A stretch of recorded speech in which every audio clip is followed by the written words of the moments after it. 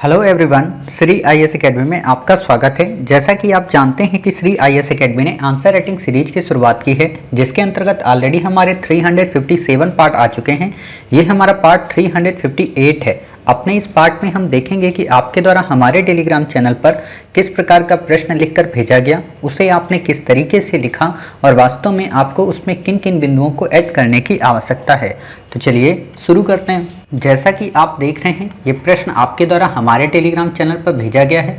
तो सबसे पहले हम इसे पढ़ेंगे, फिर इसके उत्तर को देखेंगे और देखेंगे कि इसे आपने कैसे लिखा है और इसमें किन किन बिंदुओं को ऐड करने की आवश्यकता है।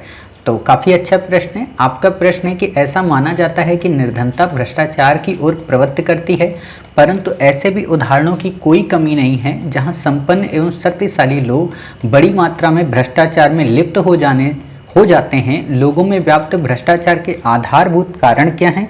उदाहरणों सहित अपने उत्तर की पुष्टि करें। आपने उत्तर लिखा, निर्धनता वह स्थिति है जिसमें व्यक्ति अपनी जरूरत की वस्तुओं तक को मुहैया करा पाने से असक्षम होते हैं। निर्धनता और भ्रष्टाचार का कोई संबंध नहीं, बल्कि भ्रष्टाचार का सबसे बड़ा कारण होता है लोगों के अंदर की लालच। अर्थात हमारे राष्ट्रपिता महात्मा गांधी ने कहा था कि इस पृथ्वी में सब कुछ उपलब्ध है, यदि व्यक्ति लालच करते हुए इकट्ठा करने लगे तो 3 पृथ्वी भी कम पड़ जाएंगे। वर्तमान समय में गरीब नहीं बल्कि संपन्न एवं शक्तिशाली लोग बड़ी मात्रा में भ्रष्टाचार में लिप्त हैं और देश के प्रत्येक भाग में घूस नहीं घूस होता है। ठीक है, घूस और रिश्वत एक ही वर्ड है। आप चाहे घूस लिख दें या रिश्वत लिख दें, और जो घूस वर्ड है ना, ये लोकल वर्ड है, इसका उपयोग ना ही किया करें। रिश्वत का उपयोग किया करें, मतलब रिश्वत थोड़ा सम्माननीय शब्द है। ठीक है, रिश्वत पैरवी करवाना, अपना काम जल्दी करवाने के लिए नियम कानून का उल्लंघन, ना यहाँ पे और आएगा आपका, यहाँ पे आपको उल्लंघन में ना और ऐड करना है। उल्लंघन करना आदि प्रवृत्ति शामिल है। ना समझ ऐसे नहीं आएगा। ना समझ लोग गरीबी को भ्रष्टाचार बनाकर अपनी सफाई देते हैं, जबकि सच्चाई तो दुनिया के सामने स्पष्ट नजर आ रहा है। सच्चाई आ रही है। ठीक है, और ये जो पैरवी है ना, इसमें 2 मात्राएं लगती हैं वैसे। अगर आपको, और जैसे घूस आपको अगर लिखना हुआ ना, तो ऐसे लिखा होगा, बड़ी ऊ की मात्रा आपकी बस छोटी ऊ और बड़ी ऊ में ही बस दिक्कत है थोड़ी सी। फिर आपने यहाँ लिखा, लोगों में व्याप्त भ्रष्टाचार के आधारभूत कारण निम्न हैं, जैसे शिक्षा में भ्रष्टाचार, न्यायिक क्षेत्र, मैच फिक्सिंग, मीडिया आपको ऐसे नहीं लिखना है, मीडिया आपको ऐसे लिखना है, छोटी की और बड़ी की मात्रा का मिक्सर, न्यायिक क्षेत्र। ठीक है, और फिर है राजनीति क्षेत्र, मैच फिक्सिंग, मैच ऐसे लिखना होता है। शिक्षा में और भी आपको कारण बताना था, सेना के मामले में थोड़ा डिटेल में बताइए इसको। न्यायिक क्षेत्र में भ्रष्टाचार बड़े स्तर से देखने को मिलता है, जिसमें वकील ऐसे नहीं लिखना है, वकील बड़ी की मात्रा होती है, वकील। पैसों की लालच में सच को झूठ और झूठ को सच में तब्दील, दा ऐसे बनाइए, तब्दील कर बड़े बड़े अपराधी को बचाते हैं और गरीब बेचारों को सजा मिलती है। ठीक है, फिर आपने लिखा है, राजनीति में भ्रष्टाचार जैसे जन्म सिद्ध अधिकार बन गया है और आचार संहिता का उल्लंघन चुनाव के वक्त करते हैं, वोट बैंक की राजनीति करते नजर आते हैं, सत्ता पाने के लिए कितने ही निम्न स्तर में गिरने को तैयार रहते हैं। मीडिया आपको ऐसे नहीं लिखना है, मीडिया आपको ऐसे लिखना है। ठीक है, तो ये मीडिया सही कीजिए, ये वाला सही कीजिए। मीडिया द्वारा देश के लोकतंत्र को बढ़ावा देते हैं, लेकिन वर्तमान समय में बिक गई है। थोड़ा सही से लिखा करिए इसको, बिक गई है। अच्छे बुरों को छोड़कर जो पैसा दे रहा है उनकी तारीफ करते नजर आते हैं। इसको थोड़ा सही से वोकैबुलरी को लिखिए, अभी हम बताएंगे। कॉलेज के बड़े बड़े प्रोफेसर अपनी निजी ट्यूशन ऐसे, ठीक है, निजी ऐसे आता है, निजी ट्यूशन खोल दिए हैं, यही स्थिति डॉक्टरों की भी है आदि। निष्कर्षतः भ्रष्टाचार अपने चरम स्तर पर पहुंच गया है, जिन्हें कम करना अत्यंत आवश्यक है और इसके लिए जनता को जागरूक करना पड़ेगा और एक साथ आना होगा तथा अच्छे ज्ञान की पहचान कर मुहिम स्टार्ट करनी होगी, चाहे कोई भी संस्था हो, क्योंकि आज किसी एक के साथ हो रहा तो कल हमारे साथ भी हो सकता है, ऐसी सोच होनी चाहिए। देखिए, आपने लिखा तो है, लेकिन ये बहुत ही ज़्यादा जनरलाइज हो गया है। मतलब आपने जो ये उत्तर लिख दिया है ना, बिल्कुल सामान्य तरीके से, जैसे अगर कोई न्यूज़पेपर वाला व्यक्ति हो ना, वैसा आपने उत्तर लिख दिया है, जो आम भाषा में, लोकल लैंग्वेज में जो चीज़ें प्रचलित रहती हैं। आपको यहाँ पे लोकल का उपयोग कम से कम करना है, आपको यूपीएससी के हिसाब से थोड़ा स्टैंडर्ड बनाना है। ठीक है, आपको मतलब यहाँ पे क्या करना चाहिए था कि जैसे आपने भ्रष्टाचार बताया निर्धनता और गरीबी को लेकर, गरीबी और अमीरी को लेकर, तो उसका आप एग्जाम्पल दे देते हैं कि गरीबी में कैसे लोग क्यों संलिप्त होते हैं और अमीरी में लोग भोग विलासिता के कारण, ज़्यादा से ज़्यादा पैसे के कारण क्यों संलिप्त होते हैं।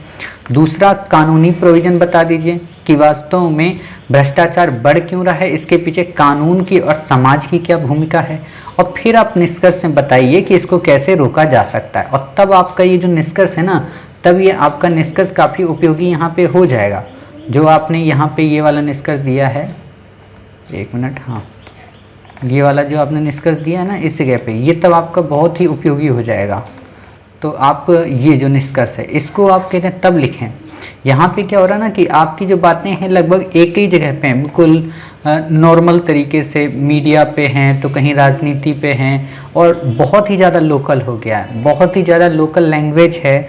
लोकल लैंग्वेज को थोड़ा दूर रखिए, थोड़ा सा मतलब लोकल लैंग्वेज की जो बातचीत है, लोकल लैंग्वेज के जो उदाहरण हैं उनको थोड़ा दूर रखिए, बहुत ज़्यादा हो गए। होता है ना कि आप डालें लेकिन सीमित मात्रा में आप डालें, जब हम इसमें एक्स्ट्रा कर देते हैं तो दिक्कत आती है। जैसे आपने ये वाला डाला निजी ट्यूशन, है ना, डॉक्टरों की भी स्थिति यही है, ये भ्रष्टाचार एक तरीके से नहीं होता है।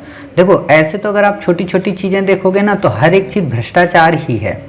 हर एक चीज़ का मतलब, कोई व्यक्ति किसी से 2 रुपये उधार ले लिया, उसको नहीं चुकाया, वो भी भ्रष्टाचार है।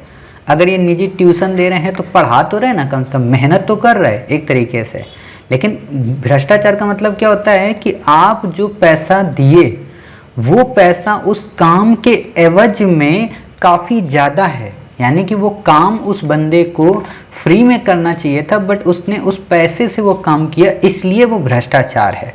भ्रष्टाचार का मतलब ये नहीं होता, देखो पैसा कमाना भ्रष्टाचार नहीं है, वो पैसा जो टैक्स पे करना हो, वो पैसा जो ब्लैक मनी हो, वो होता है भ्रष्टाचार। सपोज कीजिए आप आईएएस जैसे बन गई, ठीक है, बनेंगी ही, आईएएस बन गई, आपको आईएएस बनने पे मान लीजिए 90,000 रुपये पर मंथ मिलने हैं, ठीक। आपके मन में आया कि क्यों ना हम एक बच्चों को फ्री कोचिंग पढ़ाना शुरू कर दें, तो वहाँ से आपको लगभग 30,000 रुपये मिलने लगे, ठीक है।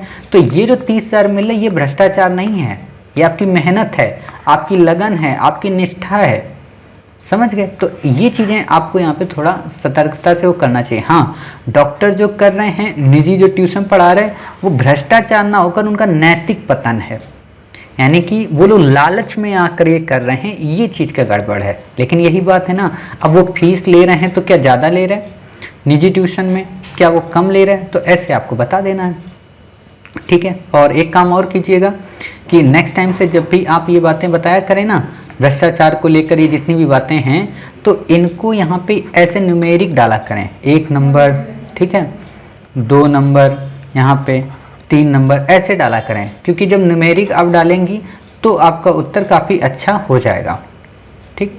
तो आप ये चीज़ें उपयोग किया करिए। चलिए, ये बातें आप समझ गई।